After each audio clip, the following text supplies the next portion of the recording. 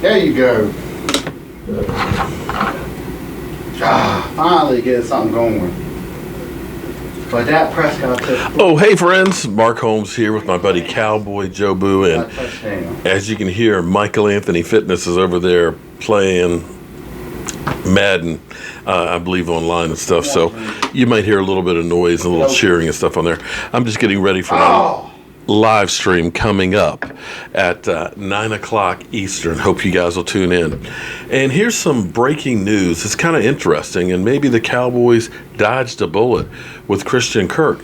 I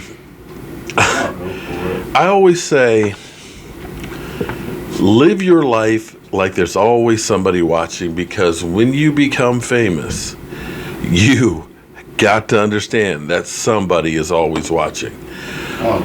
Christian Kirk and some of his boys allegedly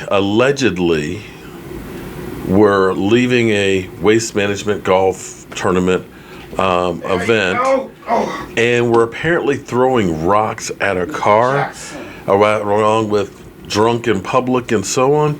And so he was arrested, charged with a couple of different things. And again, we don't have all the facts and everything and all that, but he was arrested for a multitude of things. What's amazing is when anytime anything happens with the Dallas Cowboys, you know, I've got ESPN, I've got Bleacher Report, I've got NFL Media, I've got the NFL app, I've got pretty much everything out there. So when something happens with a Dallas Cowboy player, my phone blows up. What's amazing is Leon actually shared with me the link about this because I didn't get any alerts about any of this. Which again brings us back to, are all things equal when it comes to the Dallas Cowboys? You know, today was supposed to be the beginning of Eli Manning's trial, civil trial. So there's no jail time that can be had on this one. But for fraud, we're talking about memorabilia fraud. Allegedly, some helmets that were told to be game used were sold to a memorabilia dealer. But turns out they weren't actually game used. And this case has actually been going on since 2014. Now, the smoking gun supposedly is there's emails between the trainer or the equipment manager and Eli Manning basically acknowledging that these weren't game used, and so on. So that was supposed to start today. Unfortunately, the equipment manager's lawyer had a death in the family, so they're putting it off till next week. It's actually kind of amazing that they didn't just try and settle this out of court and just sweep it under the rug. But could you imagine if, say, Dak Prescott were charged with something like this? Oh, actually, you don't have to imagine it.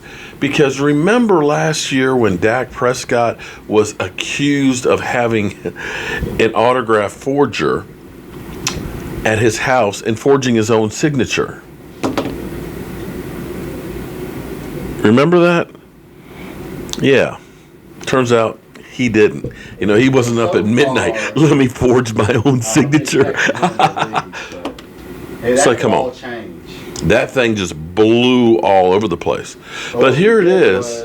Unlike Zeke Elliott, who got suspended for 6 games without ever even being charged with anything, without being arrested for anything, without going to court for anything, lost 6 games. Yet, Eli Manning going on trial for fraud hardly gets a whisper. It'll be interesting if he is found guilty of it, if the NFL will look into it. I mean, we do know how hard they come down on the New York Giants. Josh Brown, you know, he got 1-game suspension for being convicted for assaulting his wife, even though he even had a diary of years of abuse that was going on, you know, but they're hard on the Giants. We'll definitely be talking about this as well as everything else, and hopefully Michael wins over there. And as always, I want to thank you guys for watching, commenting, and subscribing to the Joe Boo Sports Report, and he's excited about it too. I'll see you soon.